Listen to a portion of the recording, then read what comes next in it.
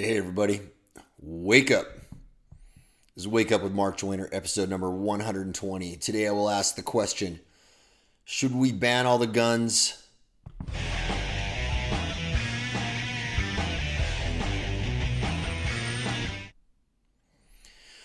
All right, so I'm shooting this here in the wake of a couple of rather violent shootings that happened in the United States. It was quite clear about that. And the other, some are saying, was by a guy on the other end of the what I think is a bullshit political spectrum that doesn't do anywhere near enough justice to the deep nuance that is required to really have meaningful political discussions. I think this left-right thing is kind of nonsense. But there is a lot of indications there. It seems that this person, at the very least, leaned that way politically. I haven't examined the evidence enough to have a really firm opinion. Apparently the guy was, pro Antifa. I noticed there's a lot of debate about that. Now here's the thing. Here's what's interesting. Everybody on either side, it's very easy for us to point our finger and say, see, it's the right wing guys that are doing it. No, it's the left wing guys that do it. And we find the evidence to support our biases. And if there's evidence out there that the guy who did the second shooting was on the left wing, people who identify as leftists or left wing or Democrat or whatever are going to try to excuse that. Of course, this is basic human nature, guys. This is what we all do. We find evidence to support our beliefs, and we find reasons to reject evidence that conflicts with our beliefs. And then, of course, we've got people out there that are saying that, well, look, they're both white, right? It's the white people. Not all violence in the world is committed by white folks. Okay, I don't know if white folks have any particular monopoly on violence. I think that's a rather simplified view of the world. The greatest mass murder in the history of the world was conducted by Mao, who's certainly not a white man. I don't know if you want to consider Stalin white. Are the Russians, we consider them white? I don't know what, anyway. People of various colors have been killing each other and killing other groups of people for millennia. So I reject the racialization of this stuff. I think that the more we racialize it, the more it is going to be about those things. We're creating that problem the more we turn it into that, I think. Now, to the main question, should we ban the guns? Now, I have a lot of friends on both sides of this particular argument. You guys who follow my profile will know that I invite people from all views, all sides, to come in and mix it up. I may not agree with all of them, but I welcome all of them, especially the ones who are civil. Okay, there are ones who are not civil. From time to time, I gotta bounce people out because they're being disingenuous or they're being jerks or and sometimes I'm a little more tolerant. And some people accuse me of being more tolerant of guys certain political leanings. Perhaps that's true. I don't know, but I endeavor as a person to be friends with as many people across as many different cultures, as many different races, as many different religious beliefs, as many different political beliefs as I possibly can. I have an open mind about these things. I have some leanings, but I'm open to having those leanings changed. I also think that the conversations that we're having politically right now are mostly last century's, last millennium's conversations. I think that technology is going to render most of these discussions obsolete. You guys can read about that if you go to simpleology.com/TT. There's a 3-part comic book series I wrote called The Transition Tribulation. It explains exactly why I believe that. Now let's address the guns. Will banning guns end all of the violence? Here's why I don't believe that is the right way to go about this.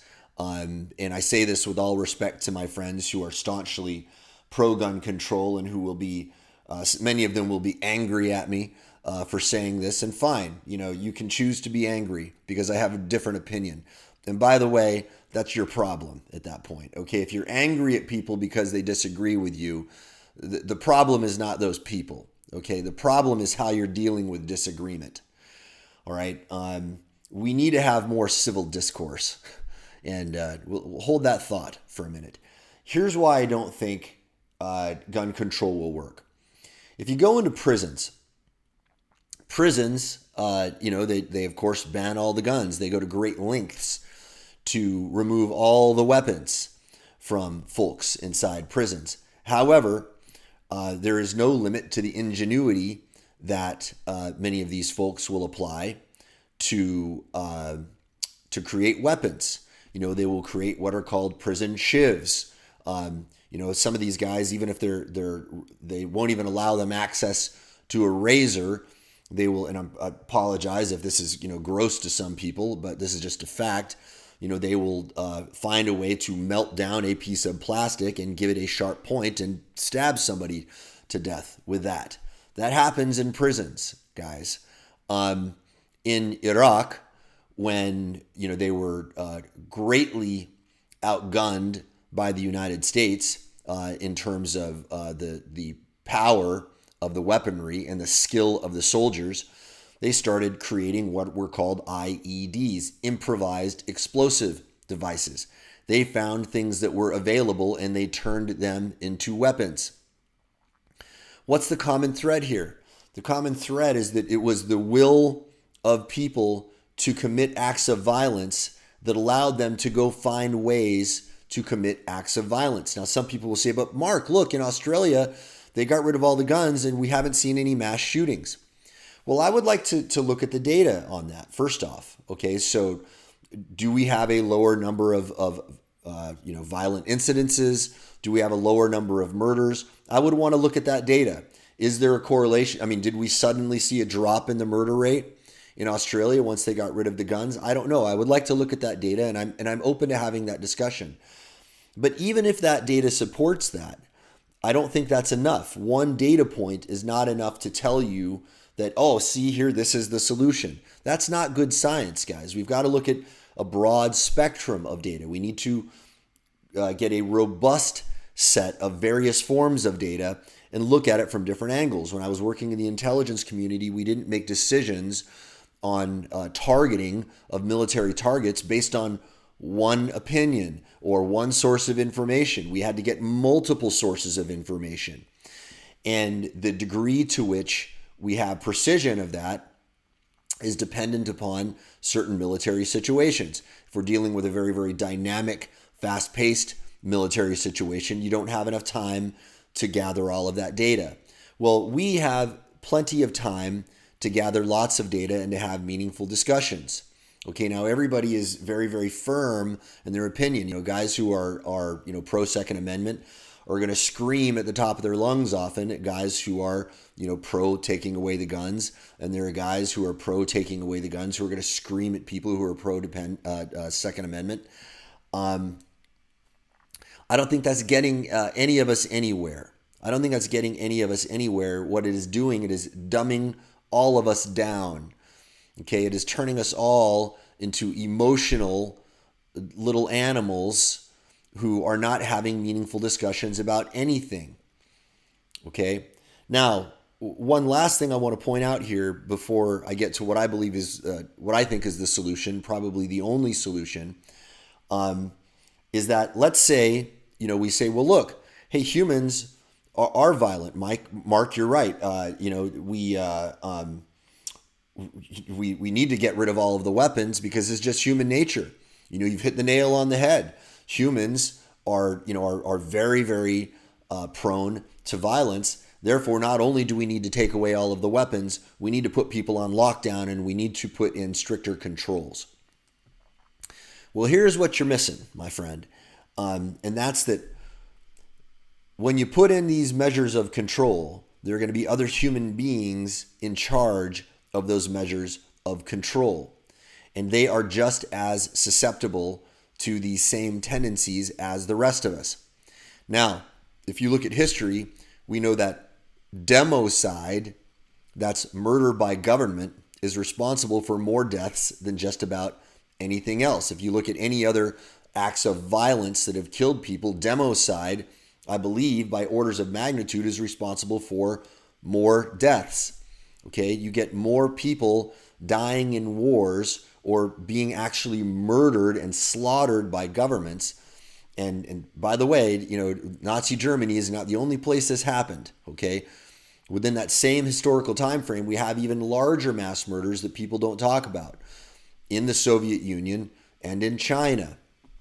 Look it up. Look at how many mass murders Stalin is responsible for. Okay, look at how many mass murders Mao is responsible for. Look into the Cultural Revolution, what happened there.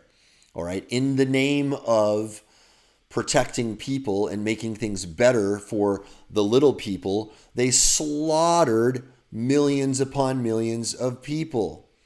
Okay, so when we say, hey, let's take all of the power away from the individuals and let's give the governments the complete monopoly on the ability to decide who lives and who dies, do you think that centralized power is not going to be prone to corruption? Now, again, if we look at Australia, we can say, well, it seemed to work out there. Well, it didn't work out so well in other countries where they, took away the guns, and then the people in charge of who lives and who dies, who gets to be murdered, by the way. And by the way, isn't it interesting, when we kill people through government sanction, none of us are up in arms about that. When we decide that we're going to go, blow up a village, bomb a target, we're okay with that. But when an individual decides to cause the violence, suddenly the media blows up. Ponder that for a while and ask yourself why that's going on. I don't necessarily have an answer as to why. I have theories, but it's an interesting observation, is it not? Some forms of death are acceptable to us, and we don't blink an eye about it. And if you look at some of the statistics and the data, for example, how many people are being killed by pharmaceutical drugs on a day-to-day basis? And why are you not just as up in arms about that? All right, when we know for a fact that many of these pharmaceutical drugs are being approved inappropriately by the bribery of the people who are in charge of approving these drugs. Where's your outrage? Where's your outrage? Okay, now, I don't think taking away weapons from people is possible, first off. Okay, we have 3D printable automatic weapons now. What are you going to do? Are you going to make illegal the plans for 3D printing automatic weapons? How did that work out for piracy? Okay, we made it illegal to own pirated forms of media. Yet you probably torrented something yesterday. Okay, almost everybody does it. All right, it's all over the place. We haven't been able to stop it.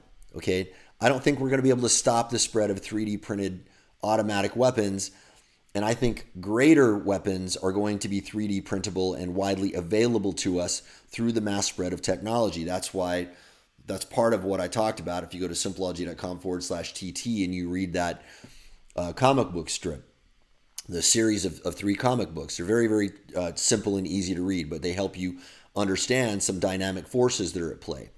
Okay, I'll give you another example of how this can go down.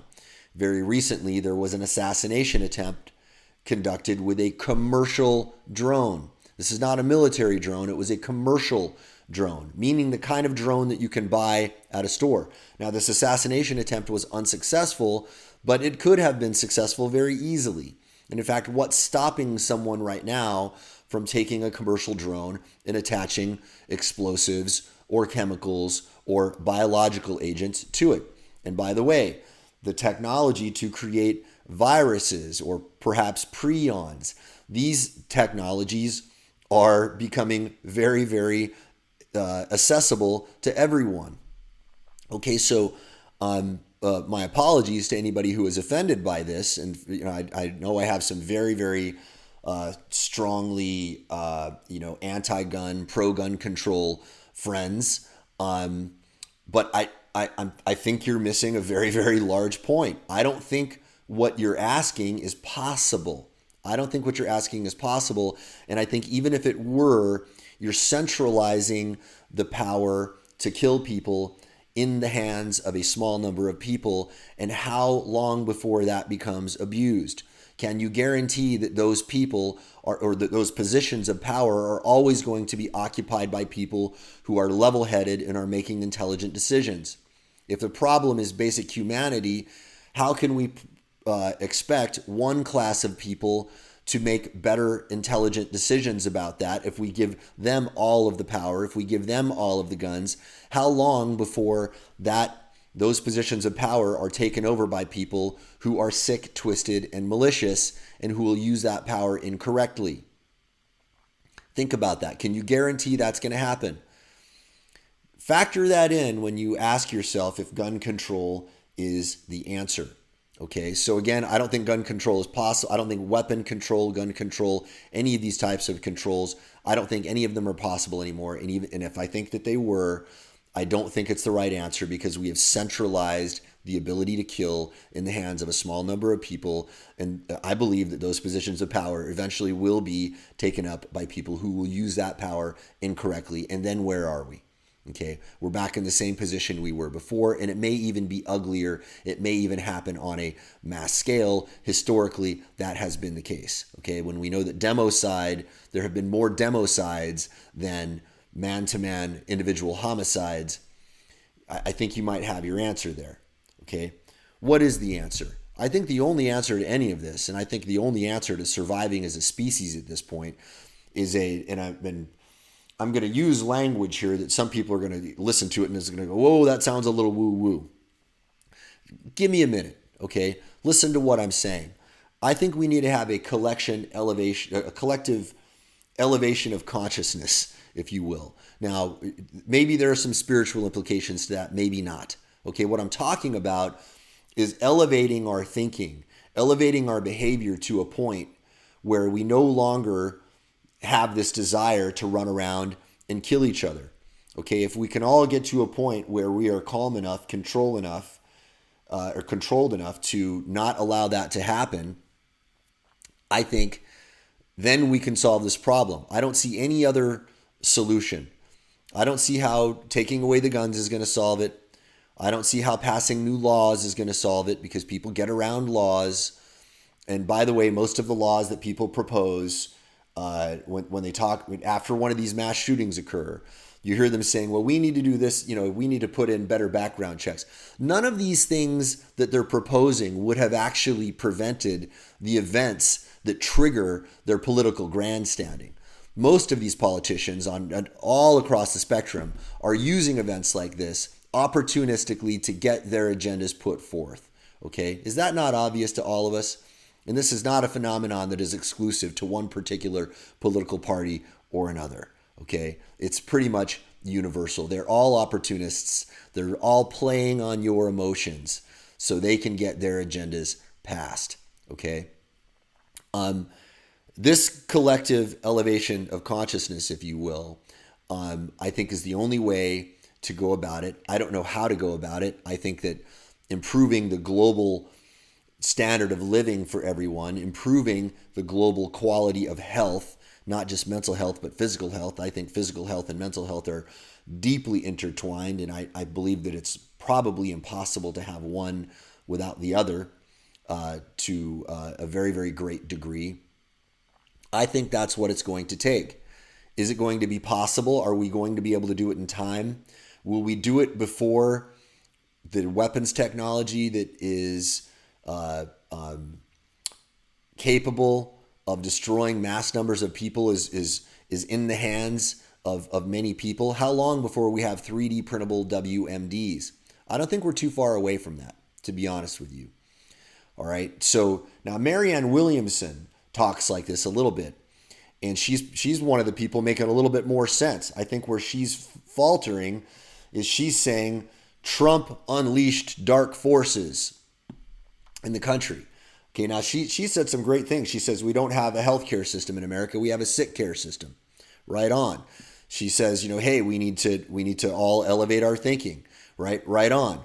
But then, right after that, she goes out and she vilifies Trump and all of his forces, and she makes this implication that, Trump unleashed the dark forces, and that everybody who's following Trump, by implication, is now part of these dark forces. Sorry, Marianne, that's where you lost me. Okay, you were doing pretty well up to that point, but when you started vilifying groups of people, you're part of the problem now.